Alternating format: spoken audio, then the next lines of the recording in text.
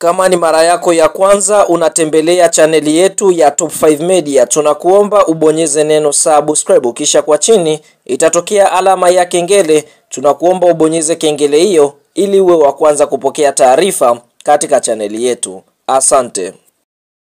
Habari kubwa ya kimichezo ambayo imeweza kuwa gumzo kubwa nchini Tanzania siku ya leo ni mara baada ya bodi inayosimamia ligi kuu Tanzania bara kupitia TPLB kwa upande mwingine, siku ya leo wameweza kutangaza tarehe rasmi ya mchezo wa Kariakoo Derby uliopangwa kuchezwa tarehe 8 mwezi Machi mwaka 2025, lakini mchezo huo tunaona uliweza kusogezwa mbele. Sasa siku ya leo bodi kupitia taarifa ambayo wameweza kuitoa, basi mchezo huu unatarajiwa kuchezwa tarehe 15 mwezi wa 6 mwaka 2025 katika uwanja wa Benjamin Mkapa. Hii yote inatokana na kwamba klabu ya soka ya Yanga Sports Club wameweza kushindwa kesi katika mahakama ya usuluhishi ya kimichezo. Hapa tukienda kuongelea kasi, ambapo kasi kwa upande mwingine wameweza kulirudisha shauri na kulitupilia mbali shauri hili na kuambia kwamba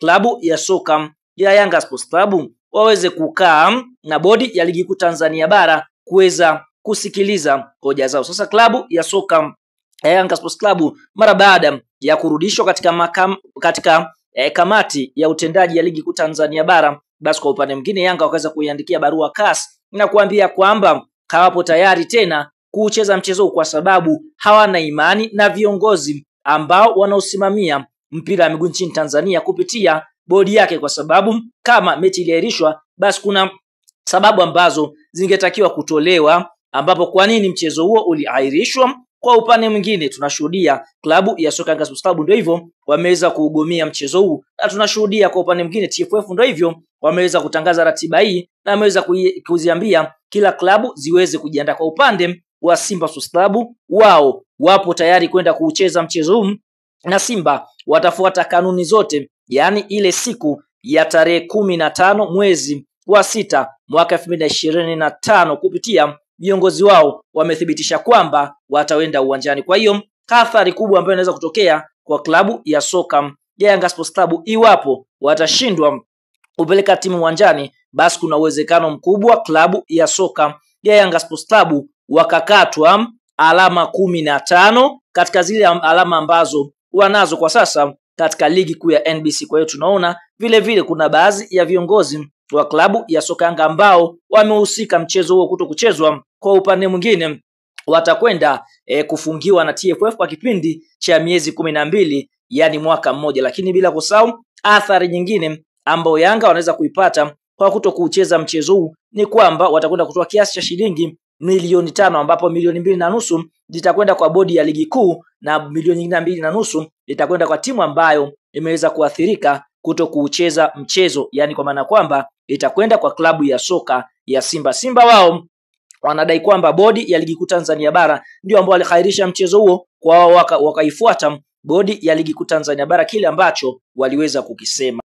Sasa mara baada ya hili kutokea, watu wengi wanajiuliza, je, ni nini ambacho kitakwenda kutokea kwa klabu ya soka ya Yanga Sports Club kwa kuweza kuugomea mchezo dhidi ya kikosi cha timu ya soka ya Simba Sports Club. Sasa kupitia aliyewahi kuwa meneja habari na mawasiliano wa klabu ya soka ya Simba na Yanga, ndugu Haji Sunday Manara, kupitia akaunti zake za kijamii ameweza kutoa chapisho linalosema hivi. Cha kwanza ameweza kutoa maneno yanayosema hivi: labda wananchi wote tugeuke mijibwa kudadadeki. Kama kweli nyie ndio bodi ya ligi au TFF flu, tushusheni daraja sasa. Huyo ni Haji Sunday Manara akifunguka maneno, lakini haikuishia hapo. Akaweza kuwapatanisha na barua ambayo inasema taarifa kwa umma Mei 5, 2025 katuchezi imetolewa na Bugatti, akimaanisha kwamba wao hawatocheza huo mchezo, na taarifa imeweza kutolewa na Bugatti. Kama tunavyofahamu jina la Manara anaipendeka kujiita Bugatti. Kwa hiyo msimamo wa Yanga Sports Club,